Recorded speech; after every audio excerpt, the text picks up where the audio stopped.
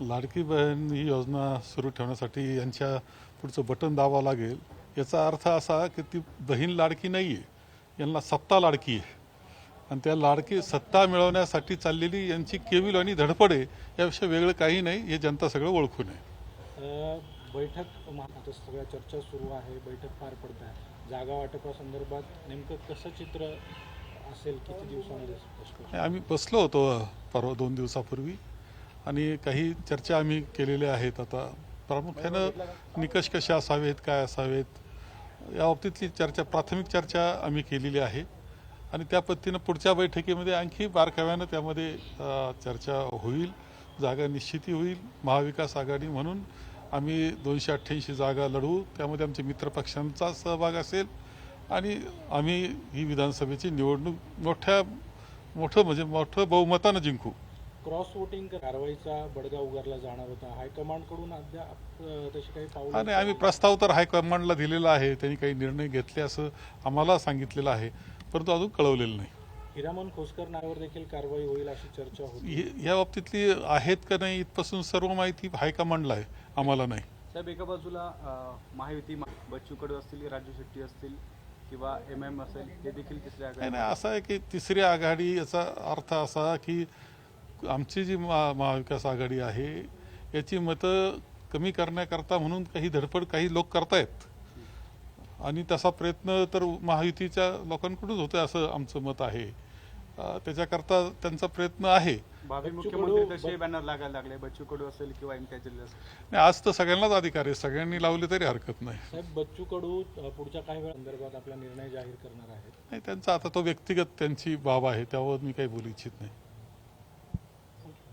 साहेब, 2018 ते 22 रोजला सत्ताधारी पक्ष लाडकी बहीण योजना, नाही, ह्या बाबतीत आम्ही हा प्रश्न उपस्थित केला होता विधिमंडळामध्ये सुद्धा, आम्हाला समाधानकारक उत्तर देऊ शकले नाही, ही परिस्थिती आहे। त्यामध्ये विशेषतः ह्या ज्या घटना घडत आहेत त्या 2014 नंतर त्या संख्येमध्ये मोठी वाढ झालेली दिसत आहे।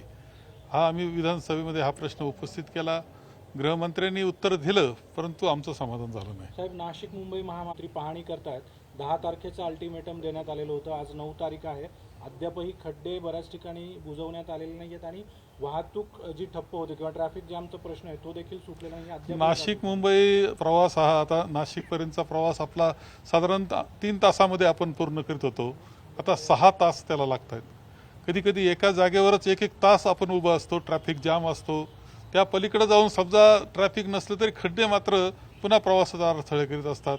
इतकी वाईट परिस्थिती कधीही पाहिली नव्हती आम्ही, म्हणजे आता वर्षानुवर्ष आम्ही या रस्त्यावर प्रवास करतो, कधीही नाही ती परिस्थिती आहे। पूर्ण दुर्लक्ष सरकारचं ह्या सगळ्या विषयात, नागरिकांच्या प्रश्नामध्ये पूर्ण दुर्लक्ष आहे। ही परिस्थिती आजची दुर्दैवानं, त्यांना फक्त आता मताचं पडलंय, सत्तेचं पडलं, त्याच्याकरता काय करायचं याच्या विचारात आणि गोंधळात, आपसातल्या भरपूर गोंधळ आहे त्यांचा, त्याच्यातच ते गुंतून गेलेले आहेत। आणि या बाबतीत मी विधानसभेमध्ये सुद्धा उपस्थित केलं होतं, उत्तर घेतलं होतं। आम्हाला मागील वर्षी मी हा प्रश्न उपस्थित केला होता, त्यावेळेस सांगितलं होतं की आम्ही 31 मार्चपर्यंत पूर्णपणे हे रस्ते चांगले करू मागील वर्षी। यावर्षी पुन्हा जूनमध्ये हा प्रश्न मी उपस्थित केला, त्याचं उत्तर अजून सापडलेलं नाही। ही कामं चाललेलं आहे, त्याला काही मर्यादा असतात। कधी कधी असं दिसतंय की वर्षानुवर्ष काम त्या पुलाचं बंद पडलेलं आहे, तसंच आहे, लोक ती सगळी अडथळ्याची शर्यत करतायत। याचा अर्थ असा की शासन म्हणून त्यावर जे नियंत्रण पाहिजे, लक्ष पाहिजे, पाठपुरावा पाहिजे, तो कोणताही नाही आणि त्यामुळं नागरिक प्रचंड नाराज, हे मुंबईकर असतील नाही तर नाशिककर, आपण सर्वजण, हे खूप नाराजी सर्वांच्या मनामध्ये आहे। अल्टिमेटम दिले जात आहे, वाढून दिला जातोय, काम काही अल्टिमेटम आम्हाला 4 अल्टिमेटम झालेत आम्ही पाठपुरावा करत असताना।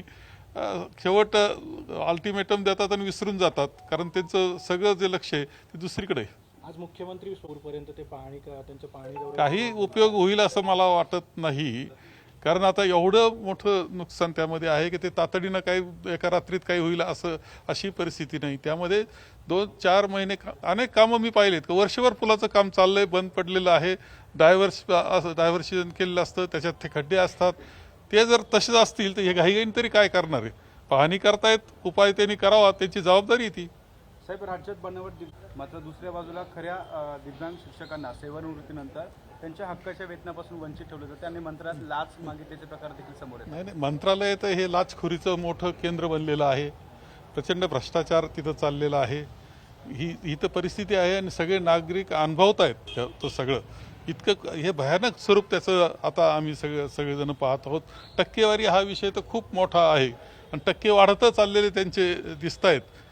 ज्यांचं काही काम आहे ते हवालदिल आहे हे परिस्थिती. आणि दिव्यांगाच्या बाबतीत तर IASच्या त्या मुलीमुळं पूर्णपणे तो प्रश्न ऐरणीवर आलेला आहे. आणि काय चालतं आणि जे खरे प्रामाणिक विद्यार्थी आहे, खरं आपण पाहिलं की नेटच्या परीक्षेमध्ये तेच झालं, तलाठी भरतीमध्ये सुद्धा तेच झालं, आता पाहिलं की IASच्या परीक्षेमध्ये सुद्धा म्हणजे कमाल झाली या सरकारची की IASच्या परीक्षेमध्ये जर भ्रष्टाचार होत असेल आणि चुकीची माणसं तिथं जाऊन पोहोचत असेल तर या देशाचं प्रशासन कुठं जातंय हा मोठा प्रश्न निर्माण होतोय. त्यामुळे सगळेच काळजीचे विषय आहे आणि याला उपाय एकच आहे, ही अशी सरकार बदलणं. अजितदादांच्या